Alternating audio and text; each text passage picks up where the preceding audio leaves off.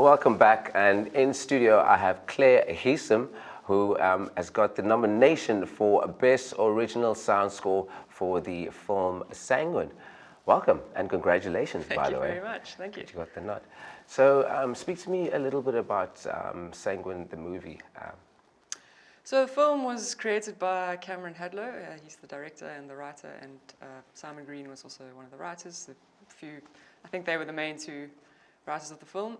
It was Cameron's concept, and I wasn't actually initially intended to be a part of the film necessarily. He just told me that they were going to enter the 48-hour film project, and I offered to be the sound recordist because that's what I do, on a film set. And then I said that I would also do the music because I'm a musician, and then it sort of just happened, and we shot the film in a day, and then I went home and wrote the score, and so that's kind of how I got involved. It was very sort of spontaneous, and the film itself turned out to be this beautiful little story that none of us really knew was going to turn out quite the way it turned out, and it was a lovely little surprise for everyone, I think. So one thing I do know about the 48-hour film festival is that you don't really know what sort of genre you're going to get on the day and so on. So with that being said, when it came down to the score, what did you kind of have in mind? Was there kind of like an idea? Yeah, so not really, because obviously we didn't know the genre, so we all waited, for the night until we got the genre, and the genre was, we got a choice of a musical, which I was dreading because I thought, oh no, if I have to do the music for a musical. Yeah. And musicals have never really been my thing. So it was either musical or a period piece, and we chose period piece, and we went with the 70s. And that worked with the sort of the theme of the film, and we sort of made it like that, like a kind of nostalgic sort of indie, I would say, vibe of the 70s, and so we went with the score type, sort of along the lines of like Leonard Cohen and Nico from the Velvet Underground, and those were my references. So I kind of started to get an idea of those, of that was going to be the type of music that I was going to incorporate. But obviously, you don't know until you sort of see it happen and see the film unfold. So, but when I did actually write the music for the film, I hadn't seen the finished project, or the final product, but I was on set, obviously, the whole time. So I knew kind of what it was going to turn out to be, and so that kind of gave me a good idea. And then I went and watched some of the rushes, and we went through them, and then I took my guitar, and we kind of came up with a little sort of the song that ended up being in the film, which is now called Happy Ending, and I turned it into a full song. And so, that's kind of how it unfolded, very spontaneously in one night. Once again, really, really good job. Thank you very much. So it's co-written by Simon Green and directed by Cameron Hadlow. Working with the both of them, how was your experience? It was great. I mean, I love them. They're my friends. I've known them. I haven't known Cameron very long, but I've known Simon for quite a while, and I mean, he's a good friend of mine. And I'm always very excited to see him on set when we work together. And Cameron, I've met fairly recently, and I've just really got along with him. We clicked. I think he's an amazing young guy, and I think he's going to go really far. Yeah. And I think he has written. He's got a genius brain, and he came up with this little film, and I love his style. I like his. So it was great.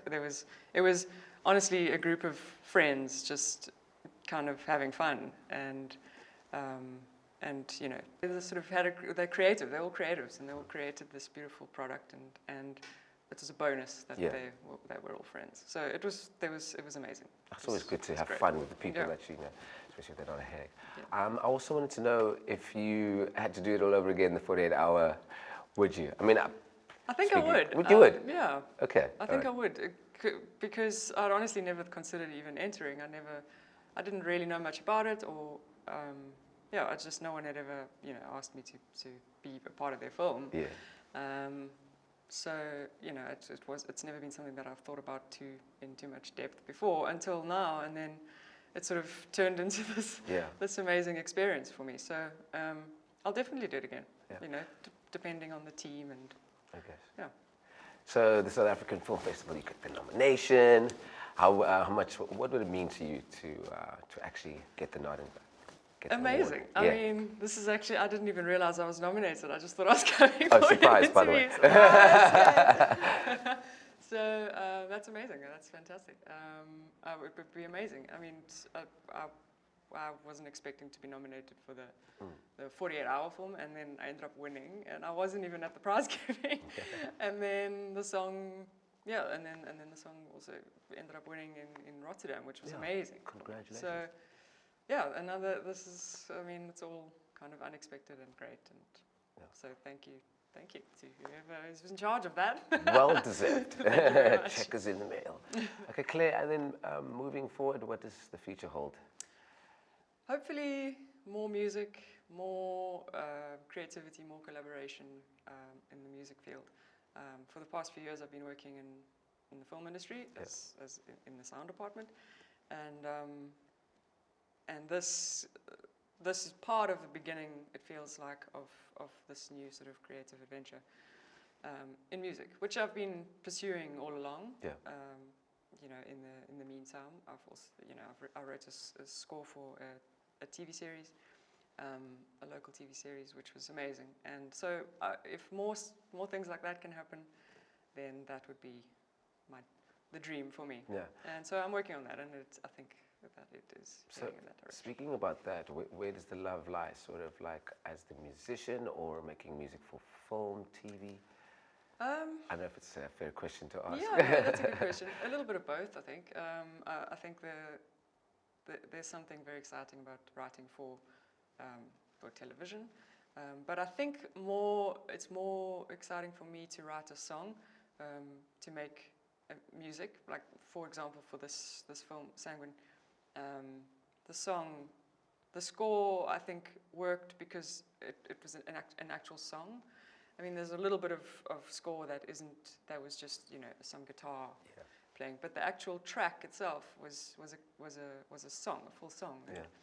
And I think that my passion lies in creating a song with meaning, and so yeah, I think more musician, and then from that will come the film work, because I think if somebody who creates a film will hear my music and maybe think, oh, I want to put that in my movie, then I think that's the way, as opposed to the other way around, where I'm writing for a show, which I could do as well. But I think that the dream would be, you know, somebody approaches me because they like what I create, and then we can collaborate from there. So if you had to have like any advice for up and coming independent artists as you were, what would you say? What's one of the most important things to remember? Well, what's really helped me personally is I learned how to produce my own music, and not everyone is going to learn necessarily how to do that. I just think, you know, if it's something that you really love, and it's going to sound so cliche, but just keep doing it, you know, and I think that things will come as if you put the work in and there's love, then things will come to you. Good things will come. So don't give up. It's very easy to give up, and if it's what you really love, it's quite hard to stay motivated sometimes, because you think, what's the point? Everyone's trying to do this. There's so many music, you know, and even if you're really good, it's competitive, and it's, you know, there's a lot of good people, but it's not about competition. It's about creating something that you love, and I think that's the point. So I think do it for the right reasons. Do it because you love it, and just keep doing it. You know? Yeah. What are some of the difficulties that you'd find when it comes to the industry? Well, fortunately, I haven't had to 100% rely on the music industry to sustain myself, because I've been working in film. So that's sort of, you know, I've sort of been juggling those two, the one as a sort of, you know, job, and the other as a love and a passion. So I would say I've probably been fortunate in that regard, where I haven't had to depend 100% on my music to sustain me, because I think then that can actually kill it a little bit, can kill the passion, because you sort of, putting pressure on it. And I think it works better when there's no pressure, and it's, well, I think a little bit of pressure is good, but not, not when your well-being is dependent on it necessarily. So, I think that the challenge, if I were to be relying solely or, only on music, it would be probably quite tough, because especially now. You've got to, so you've got to wait, you've got to just keep going and find what works for you. And I think I'm finding that my style and then finding where that fits in, and cool. So And if there's folks that would like to stalk you, where would we be able to go and check out things? I'm on Instagram and Clair Hesom Music, or my normal personal page is Clair Hesom, but my music is under Clair Hesom Music. I'm on Facebook under Clair Hesom Music, and I'm on SoundCloud, I'm on Spotify, I'm on Apple Music, on all those platforms. YouTube, I've got 1 or 2 videos, sort of, So cool. And watch the space. I think there's a lot more where that came from. So. Yeah, it's been such an awesome interview with you. I can't wait to see what the future holds, because it seems like we have a winner. Thank you very much. Thank you very much again, for your time. Congratulations on your nomination. Thank you so much. All right. Thank you.